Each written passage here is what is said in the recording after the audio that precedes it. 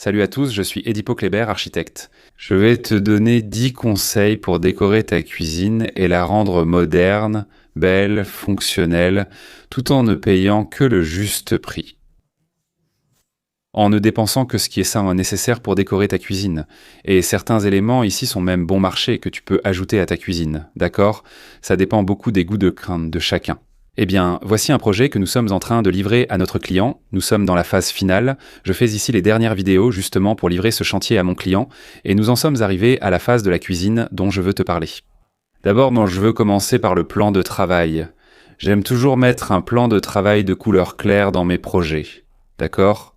Que ce soit ici sur le plan de travail de la cuisine ou sur ce comptoir ici qui sépare la cuisine du salon, c'est un comptoir qu'on a utilisé dans ce projet pour encastrer le micro-ondes et aussi gagner des tiroirs ici. D'accord ? Et automatiquement, il sert aussi de comptoir pour les repas rapides, là où il y a ces deux chaises.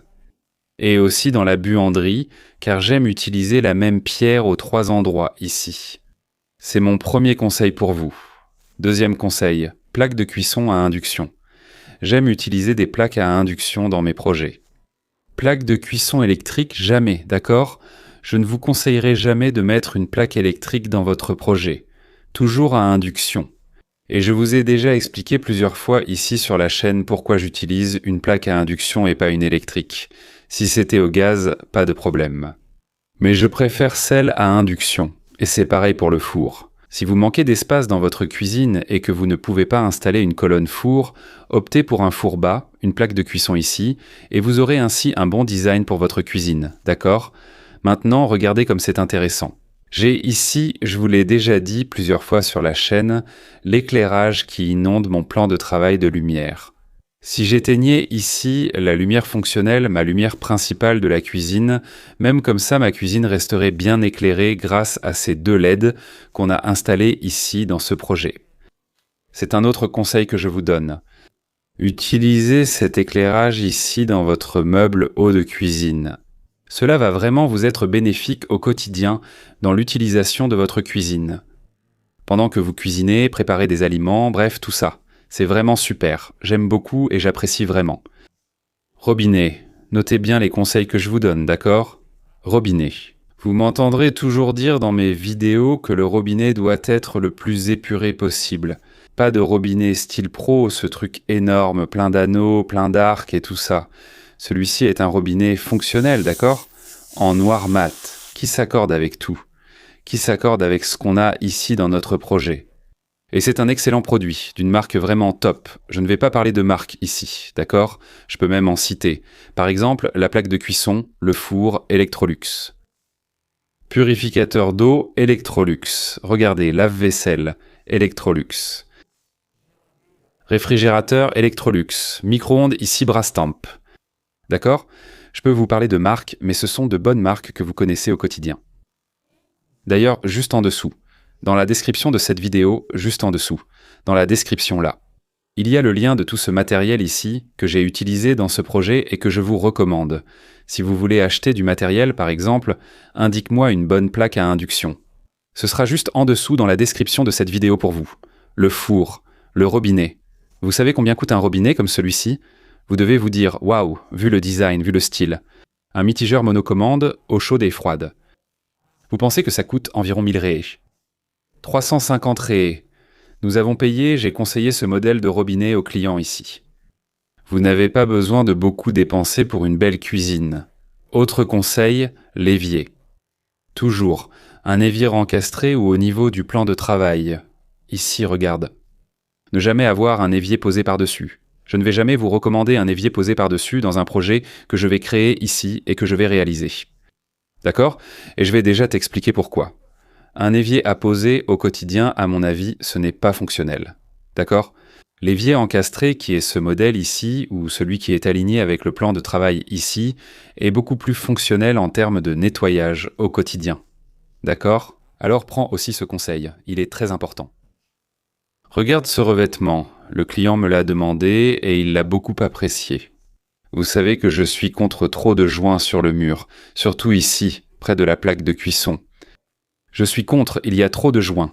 Ces petites mosaïques sur le plan de travail, ici dans la cuisine, c'est limite. On peut dire que si tu n'aimes pas, d'accord, mais celui-là, Celui-ci est limite concernant le nombre de joints.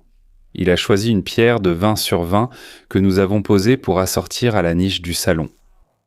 Il y a une niche là-bas dans la cave à vin qui est du même modèle que ce Verde Ubatuba qui est là-bas. Donc c'est pour ça qu'on a mis ce type de pierre ici dans le projet.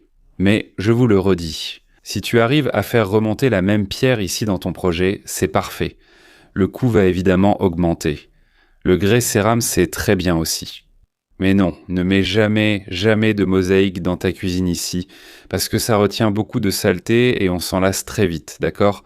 Étagère. J'aime ce type d'étagère ici parce que c'est fonctionnel.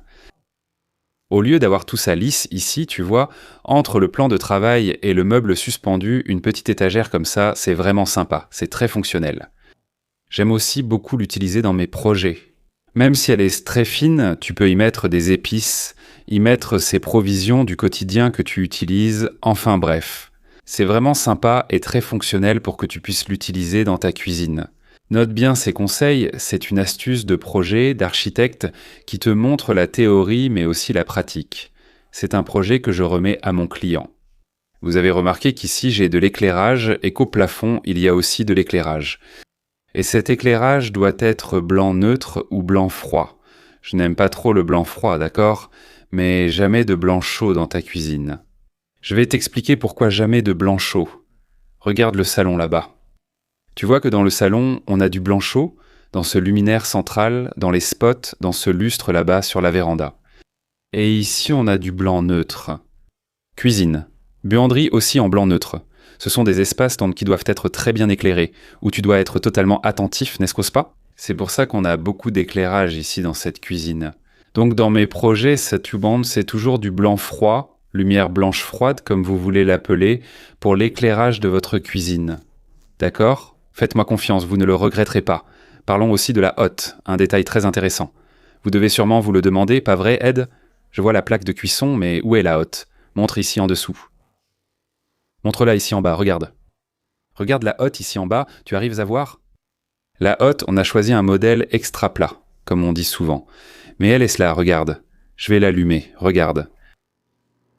Écoute le bruit qu'elle fait, écoute. Tu as remarqué ? Elle est là.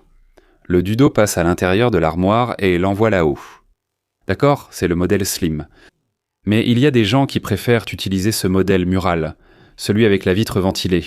Ici, dans notre projet, on a choisi ce modèle slim. Pourquoi ? Parce que je ne voulais pas perdre l'esthétique de ce meuble suspendu, ici, sur toute la longueur. Si on avait mis ce modèle mural, celui avec la vitre, n'est-ce pas ? Avec cette partie en verre, on perd un peu d'espace au-dessus du meuble. Donc ici, tu vois une menuiserie, une esthétique très sympa, sans perdre la fonction de la hotte ici pour mon client. Encore un conseil pour toi. Un autre conseil, regarde le sol. Regarde le sol, viens ici. Le sol de la cuisine, les gars, doit être satiné, d'accord ? Le sol de la cuisine ne doit pas être poli. Sauf dans certains cas, oui, très spécifiques. Mais le sol de la cuisine doit être un sol satiné. D'accord ? Pourquoi ? C'est un endroit où vous allez généralement faire un nettoyage plus fréquent. C'est un endroit où il faut une certaine adhérence pour marcher sur ce sol. Optez pour un sol satiné. Ici, dans ce cas, nous l'avons mis dans la cuisine. Dans la buanderie et dans le salon, avec la véranda, le même carrelage en grès cérame. Ce carrelage en grès cérame fait 1,20 m sur 1,20 m, finition satinée. Donc c'est vraiment top, c'est vraiment bien. Le client a adoré et c'est aussi le type de sol que je vous recommande. Puisque je suis déjà accroupi ici, regardez en dessous. Plinthe, d'accord ? La plinthe doit être faite avec la même pierre que le sol. Vous voyez ça ici ? Ça c'est la plinthe, ici en bas. C'est ma plinthe. On a fait une base en maçonnerie et je ne l'ai pas installée. Il est très courant de voir un plan de travail avec cette plinthe faite du même matériau que le plan de travail. D'accord ? Par exemple, ici ce serait blanc. Non, dans mes projets, c'est le même carrelage, c'est le même sol qui va remonter sur cette plinthe qui est ici en bas. D'accord ? Alors, mets ça aussi dans ton projet. La plinthe de ta cuisine doit être du même matériau que le sol pour assurer la continuité esthétique de ton sol. Et puisque je parle de la plinthe, vous remarquez qu'il y a une différence ici, non ? Il y a une profondeur ici, regarde. À quoi ça sert ? C'est très important pour ton quotidien. Pour ça ici, regarde. Je suis ici en train de laver la vaisselle. Automatiquement, la pointe de mon pied dépasse, non, de l'alignement de mon corps. Donc, si j'ai ça là-bas, tu vois, au même niveau, aligné avec mon meuble, je vais continuer à cogner le bout de ma chaussure là. Donc, tu vois, cette distance, c'est pour ça. Regarde ici. Je suis appuyé ici contre l'évier, regarde. C'est très courant qu'on colle notre taille ici au plan de travail et que la pointe de notre chaussure dépasse là-bas, tu vois. Donc, c'est pour ça. C'est pour te donner ce confort ici au quotidien. C'est très important. C'est même bon pour ta santé, d'accord ? Ne te trompe pas dans ce projet ici, dans ce conseil que je te donne, parce que ça peut te causer de sérieux problèmes de dos avec le temps. Tu as bien retenu tous ces conseils ? Qu'est-ce que vous en avez pensé ? Qu'est-ce que vous en avez pensé de cette cuisine ? De ce projet qu'on est en train de livrer ici ? C'est très beau, non ? On l'a conçu et on l'a réalisé. Tout ce que vous voyez ici, regarde, c'est notre projet. Mon projet est notre réalisation de Arccept du sol au plafond. Tout est à nous. Le client nous a engagés pour tout faire ici. Je vais le faire. Tous ces équipements sont listés en bas dans la description de la vidéo où vous pouvez les acheter. Je te demande maintenant de t'abonner à la chaîne.